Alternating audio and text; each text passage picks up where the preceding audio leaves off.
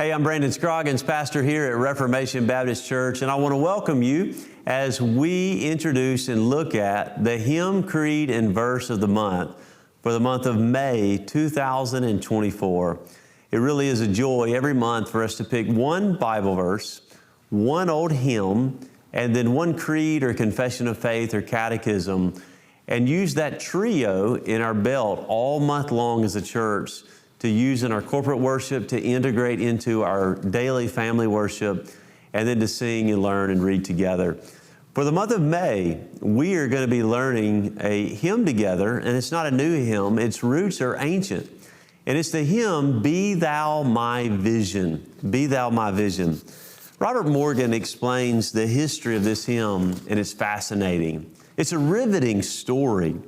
He writes that only one missionary is honored with a global holiday, and only one is known by his own distinct color of green.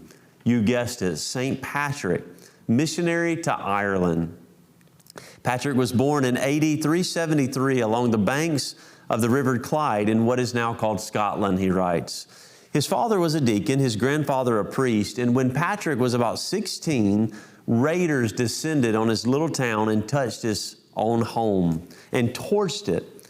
And when one of the pirates spotted him in the bushes, Patrick was seized, hauled aboard the ship, and then he was taken to Ireland as a slave. He gave his life in the midst of this to Jesus Christ. He wrote, "The Lord opened my mind to an awareness of my unbelief in order that I might remember my transgressions and run with all my heart to the Lord my God." Patrick would eventually escape and return home, and his overjoyed family begged him to never leave again. But one night, in a dream reminiscent of Paul's vision to the Macedonian man in Acts 16, Paul saw an Irishman, and he was pleading with him to come home and to evangelize Ireland. It definitely wasn't an easy decision, but Patrick, about 30 years of age, returned to his former captives, and he had only one book. The Latin Bible was in his hand. He evangelized the countryside, and multitudes began to come to listen to him. The superstitious Druids opposed him and sought to kill him. But his preaching was powerful, and he became one of the most faithful evangelists of all time. He's credited with planting about 200 churches and baptizing about 100,000 converts. His work endured, and several centuries later, the Irish church was still producing hymns, prayers, sermons, and songs of worship. But in the 8th century, an unnamed poet wrote a prayer asking God to be his vision, his wisdom, and his best thought by day or by night. In 1905, Mary Elizabeth Byron, a scholar in Dublin, Ireland, translated that ancient Irish poem into English. And then another scholar, Eleanor Hull of Manchester, England, took Byron's translation and crafted it into verses with rhyme and meter. And shortly after, it was set to a traditional Irish folk song, Slane, named after an area in Ireland where Patrick reportedly challenged local Druids with the gospel. It's one of our oldest and now most moving hymns, and I want to share the words to you now. It's number 176 in the Hymns of Grace hymnal, and we'll sing, "Be Thou my vision, O Lord of my heart. Naught be all else to me, save that Thou art. Thou my best thought by day or by night. Waking or sleeping, Thy presence my light. Be Thou my wisdom and Thou my true word. I ever with Thee and Thou with me, Lord. Thou my great Father, I Thy true Son. Thou in me dwelling and I with Thee one. Riches I heed not, nor man's empty praise. Thou mine inheritance now and always. Thou and Thou only first in my heart. High King of heaven, my treasure Thou art. High King of heaven, my victory won. May I reach heaven's joys, O bright heaven's sun. Heart of my own heart, whatever befall, Still be my vision, O ruler of all.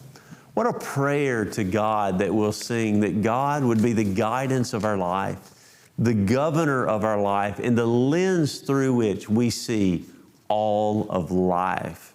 Be thou my vision. Lord, be my own eyes when I can't trust my sight. What a beauty that we'll sing, reaching back to the 8th century.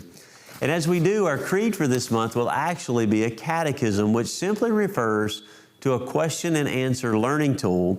And for the month of May, we'll be using what is called the Baptist Catechism, or it also goes by the name Keach's Catechism.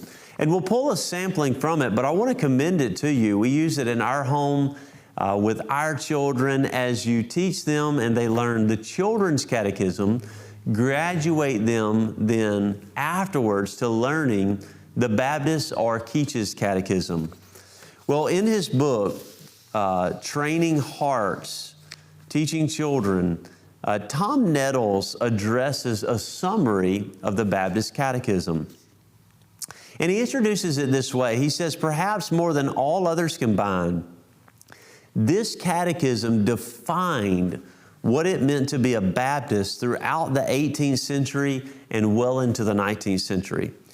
He says, beyond that, its father, the Westminster Shorter Catechism, molded the thought of evangelicalism for more than 200 years after its completion and adoption in 1948 by the churches of Christ in the kingdoms of Scotland, England, and Ireland. When Baptists adopted it in 1693, they affirmed their, quote, near agreement with many other Christians of whom we have great esteem. In the same spirit which prompted them to adopt a confession of faith, almost in all points the same as the Westminster for Presbyterians and the Savoy for Congregationals, they produced what's called a short account of Christian principles for instructing families in most things, agreeing with the shorter catechism of the assembly.